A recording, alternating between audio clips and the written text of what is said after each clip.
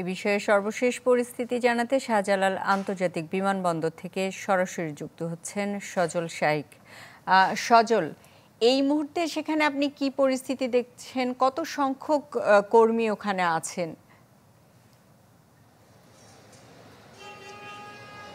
সুস্মিতা, আপনি জানেন যে আজকে সকাল থেকেই কিন্তু মালয়েশিয়াগামী যে সকল শ্রমিকরা তারা কিন্তু হযরত শাহজালাল আন্তর্জাতিক বিমানবন্দরে অপেক্ষা করছিল। আসলে তারা মূলত মালয়েশিয়া যাওয়ার জন্যই এখানে জড়ো হয়েছে হাজার হাজার মানুষ। আসলে এটি গণনা করে বলা যায় না যে কি সংখ্যক মানুষ এখানে রয়েছে, এখানে বিভিন্ন দেশে যাচ্ছে। তবে ধারণা করা হচ্ছে, আমরা যাকেই জিজ্ঞাসা করছি তারাই 10 জনের প্রায় 8 জনে বলছে যে তারা আসলে মালয়েশিয়া যাওয়ার জন্য অপেক্ষা করছে। আপনি জানেন যে বাংলাদেশে এয়ারপোর্টেও যেমন মালয়েশিয়া যাওয়ার জন্য যে সকল শ্রমিকরা অপেক্ষা করছে, ঠিক এমনইভাবে যারা মালয়েশিয়া গিয়েছে তারাও কিন্তু এয়ারপোর্টে আটকে আছে, অর্থাৎ তারা কিন্তু ঢুকতে পারছে না। এখানে আমি কয়েকজনের সাথে কথা বলেছি, কেউ কেউ যাচ্ছে, তবে তারা হতাশা প্রকাশ করে বলছে যে আসলে তারা যাচ্ছে কিন্তু মালয়েশিয়ার ভেতরে অর্থাৎ এয়ারপোর্ট ক্রস করে ঢুকতে পারবে কিনা সেই বিষয়টি অনিশ্চিত। টিকিট পাওয়ার ব্যাপারে আমি কয়েকজনের সাথে কথা বলেছি, তারা যেটি বলছে যে যারা যাচ্ছে এখন তারা বলছে যে তারা আগেই টিকিট তারা বুকিং দিয়ে রেখেছিল, এজন্য তারা এখন যেতে পারছে।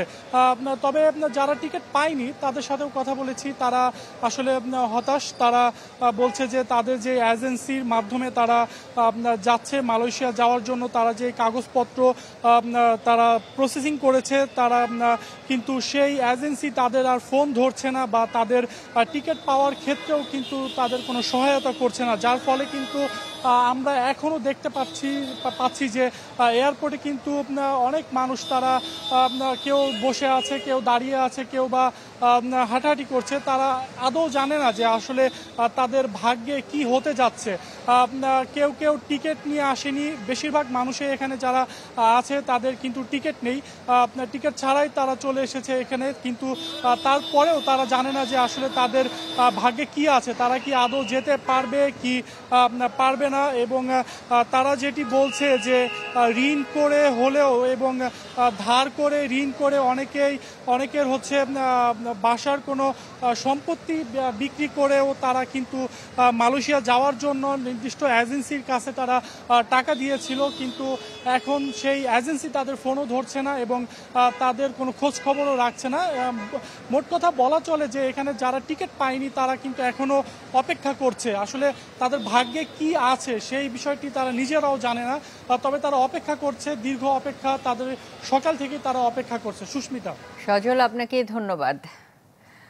হযরত শাহজালাল আন্তর্জাতিক বিমানবন্দর থেকে আমাদের সাথে যুক্ত ছিলেন সজল শাইক।